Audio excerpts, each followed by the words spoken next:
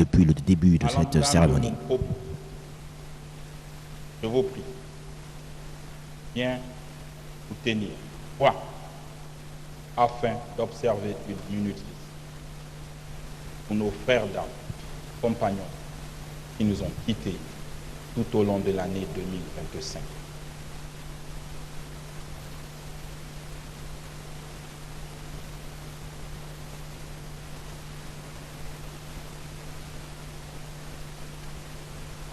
Que leur âme repose en paix et que leur famille trouve la quiétude.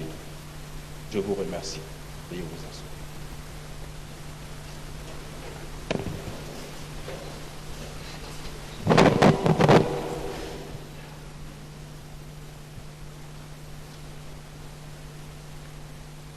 Monsieur le vice-président de la République, Monsieur le vice-président du gouvernement, Madame le ministre de la Défense nationale, Monsieur le ministre de l'Intérieur, Messieurs les membres du gouvernement en charge de la sécurité, Messieurs les commandants en chef et assimilés, Mesdames et Messieurs les officiers généraux, officiers, sous-officiers, militaires du rang, Mesdames et Messieurs, par l'entremise de vos commandants en chef, vous avez bien voulu adresser à mon épouse et à moi vos vœux de bonnes et heureuses années 2026. Je vous exprime ma profonde et sincère gratitude. En retour, je vous adresse, ainsi qu'à l'ensemble des forces de défense et de sécurité, et à vos familles respectives, mes vœux de santé, de bonheur et de succès. Vous êtes les garants de la paix et de la sécurité de notre nation. Votre engagement quotidien, parfois au prix de lourds sacrifices, incarne la loyauté, le courage et le sens du devoir. Puisse Dieu, dans son infinie beauté, vous accompagner dans l'accomplissement de ces missions essentielles et parfois sensibles. C'est aussi pour moi le lieu de saluer le professionnalisme et la détermination dont vous avez fait montre durant toute la transition avec le CTR. Votre attitude exemplaire a durablement renforcé la place et l'image du militaire dans l'histoire de notre pays et contribué à bâtir l'esprit de la Ve République. Madame et Messieurs les membres du gouvernement en charge de la sécurité, l'insécurité demeure un défi. Elle exige une réponse ferme, cohérente et efficace. Les forces de sécurité doivent être le rempart de la population et la garantie de la tranquillité de chaque citoyen. Ceux qui nuisent à la sécurité de nos concitoyens sont-ils plus forts que vous? Sont-ils plus intelligents que vous? Ou aviez-vous peur d'eux? J'attends des réponses à cette question.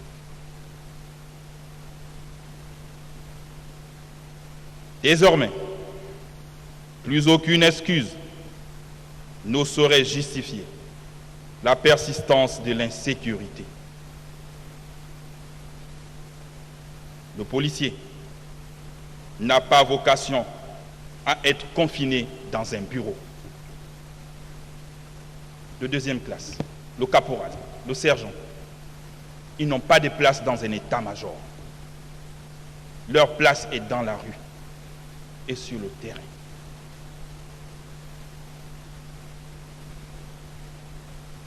Sa place est dans la rue, au cœur de la vie quotidienne, là où les citoyens ont besoin de protection. Sa mission est claire: protéger les innocents, dissuader les criminels et faire reculer la peur.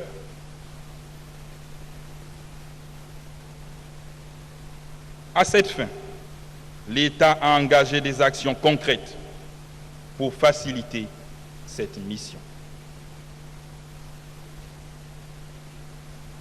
Nous avons bétonné nos ruelles et voies secondaires afin de vous aider à intensifier les patrouilles et de vous tenir au plus près des populations dans les quartiers reculés de la capitale. Je désengorge les quartiers pour permettre à vos véhicules d'y avoir accès et de contrôler la population et de veiller à leur quiétude. Voilà pourquoi je fais toutes ces ruelles. Ce n'est pas pour des besoins économiques. Ce n'est pas pour des besoins de bâtisseurs. Non. Je le fais pour que l'insécurité cesse dans ces quartiers. À cet effort s'ajoute l'acquisition des moyens opérationnels et le renforcement des effectifs à travers le recrutement de plus de 10 771 agents, toutes composantes confondues. Que font-ils, tous ces agents? Allons-nous continuer à recruter pour résoudre le chômage? Non. Nous recrutons pour la sécurité. Nous recrutons pour protéger nos concitoyens. Ce n'est pas pour résorber le chômage. Et vous n'êtes pas des fonctionnaires. Désormais, plus aucune excuse ne saurait justifier la persistance de l'insécurité. J'instruis les commandants en chef de mener une lutte sans merci afin que la peur change de camp.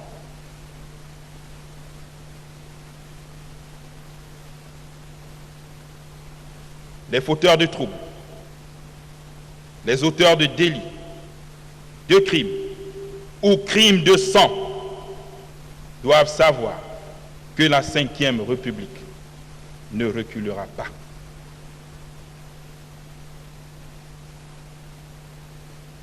Chaque citoyen doit retrouver la confiance et la sérénité dans sa maison ou dans nos rues.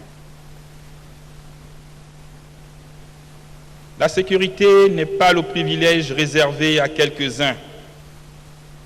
Elle est un droit sacré pour tous. Gendarmes et policiers, prenez vos responsabilités et mettez un terme à cette insécurité qui menace le peuple. Madame et messieurs les membres du gouvernement en charge de la défense et la sécurité, mesdames et messieurs les militaires des forces de défense et de sécurité,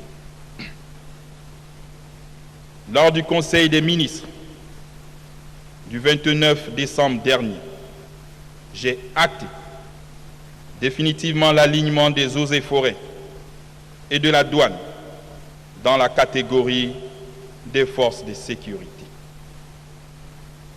Cette décision s'inscrit dans le cadre de mon projet stratégique de redynamisation de cette composante, en consolidant leur mission et en élargissant leur champ d'action, afin de garantir une couverture sécuritaire plus efficiente. À cet égard, j'attends de chacun d'entre vous que vous intégrez pleinement les valeurs cardinales de discipline, de loyauté et de rigueur. Je veux que vous incarniez avec fierté l'esprit militaire et que vous reflétiez dans vos attitudes quotidiennes la culture du service patriotique et du sacrifice en soi qui fonde nos institutions. Votre versement aux forces de sécurité doit être visible, non seulement dans l'exécution des missions, mais également dans la manière dont vous portez l'uniforme.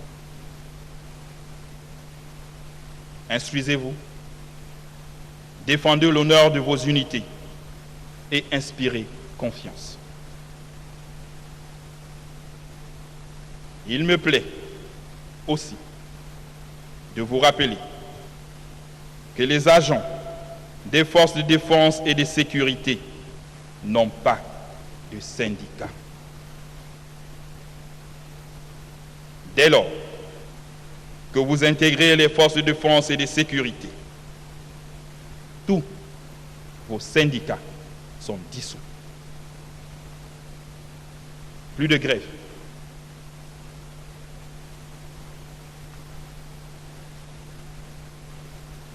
La violation de notre code d'honneur vous expose aux sanctions, au renvoi, aux poursuites judiciaires et à la prison pour les cas les plus graves.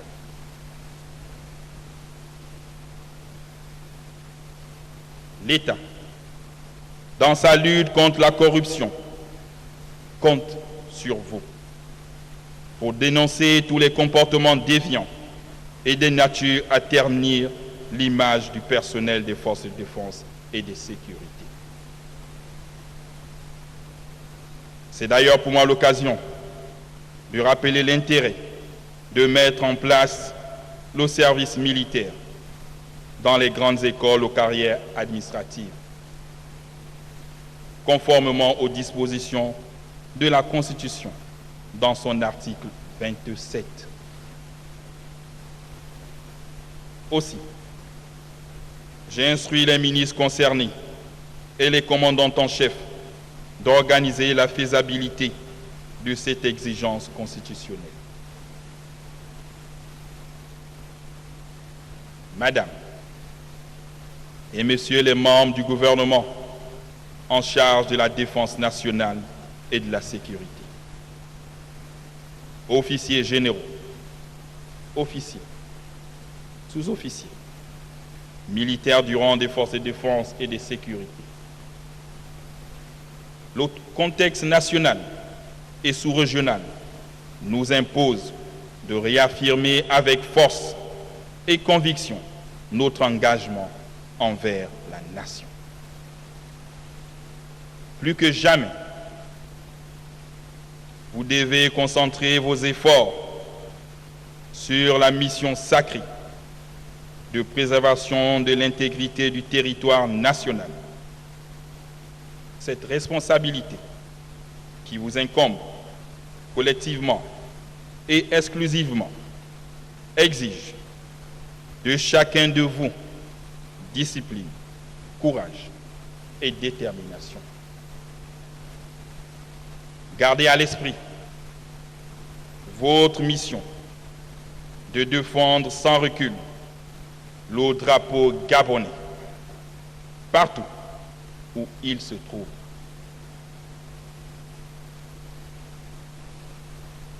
Ce drapeau n'est pas seulement un symbole, il incarne notre histoire, notre souveraineté et notre unité.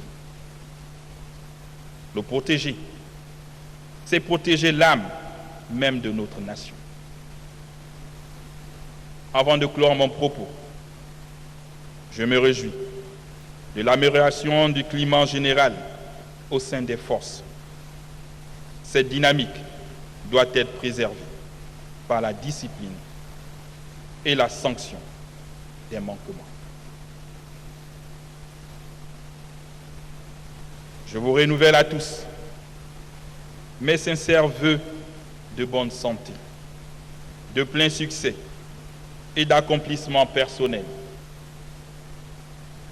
Votre engagement indéfectible à défendre la patrie n'est pas un simple objectif. C'est un devoir sacré à honorer avec fidélité et dignité. J'attends de chacun de vous une loyauté sans faille.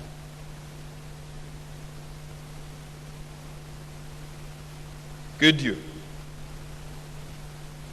et le Dieu des armées bénissent nos forces de défense et de sécurité. Je vous remercie.